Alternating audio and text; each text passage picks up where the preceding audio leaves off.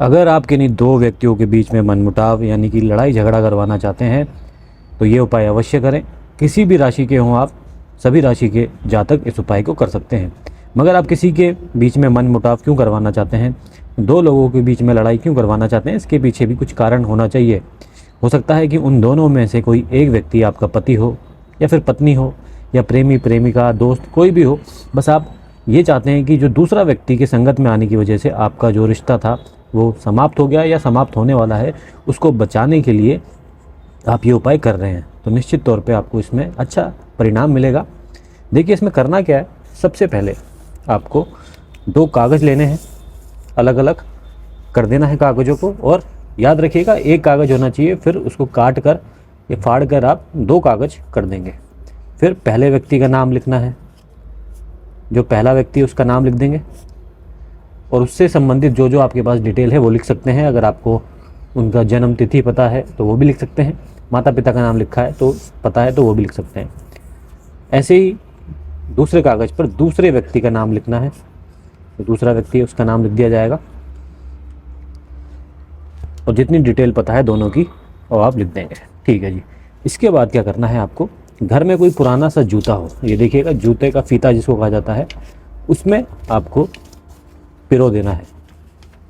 बिल्कुल ऐसे पिरो देना है। पिरो देने का मतलब बस एक छेद करा और इसमें डाल दिया। और दूसरा जो हिस्सा है, दूसरे हिस्से को भी इसमें ऐसे डाल देंगे। ये देख रहे हैं आप।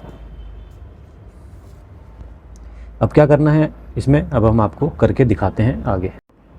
उसके ठीक पश्चात जैसे कि आपने नाम लिखा और जूते के फीते में उसको पिरो दिया, अब आपको एक ऐसे पौधे के ऊपर इसको रख देना है। जैसे कि आपको दिख रहा है, आपको इसमें दिख रहा है फीता भी है और नाम भी लिखा हुआ दिख रहा है। एक ऐसे पौधे पर रखना जिसमें थोड़े बहुत कांटे हों। ये तो एलोवेरा का है, इसमें थोड़े बहुत कांटे होते हैं। अगर आपके आसपास कैक्टस हो तो वहाँ पर भी जाके इसको रख सकते हैं। और अगर किसी दूसरे पौधे में आपको दिख जाए कांटे होते हैं जिसमें, वो दिख जाए तो आप उसमें भी जाकर रख सकते हैं। और अगर आपके पास पौधा नहीं है तो आप क्या करेंगे, एक चाकू लेंगे या फिर कोई भी पैनी सी चीज़ हो या जंग लगी हुई चीज़ हो, उसके ऊपर इसको बांध देंगे। फिर क्या करना है, आपको 7 दिनों तक यहीं पर रखे रखना है। जहाँ पर भी आप रखेंगे 7 दिनों तक वहीं पर होना चाहिए। तो आप चाहें तो इसको अच्छे से अंदर घुसा सकते हैं, फोल्ड भी कर सकते हैं कागज़ को, कोई दिक्कत की बात नहीं है। 7 दिनों तक आपको वहीं पर रखे रखना है। 7 दिनों बाद क्या करना है वो हम आपको दिखाते हैं। अब आपको एक एक करके दोनों कागज़ों को जलाना है, एक एक करके जलाना है, एक साथ नहीं जलाना है। और ये बात का ध्यान रखना है कि इनको लटकाना है। पहले जो आपने जूते का फीता लिया था उसको हवा में लटकाते हुए आप कहीं पे बांध दीजिए, पेड़ पे भी बांध सकते हैं। दूसरे कागज़ को भी आप जला देंगे, बिल्कुल जिस पे नाम लिखा हुआ है पूरा जल जाए, नीचे राख पड़ जानी चाहिए। आप इसको पेड़ पर जाकर जला दें, पेड़ की टहनी पर बाहर जाकर, ताकि इसकी राख बिल्कुल नीचे ही गिरे। जो जूते का फीता है वो जले ना जले उससे कोई दिक्कत की बात नहीं, मगर नाम पूरा जल जाना चाहिए। 7 दिनों का उपाय है।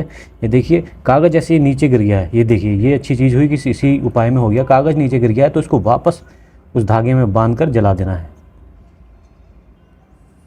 ठीक है जी, पूरा उपाय करें, निश्चित तौर पे इसमें आपको लाभ मिलेगा। 7 दिनों का उपाय है। जलाने के बाद सीधा घर पर आ जाएं और रास्ते में किसी से बात ना करें। धन्यवाद।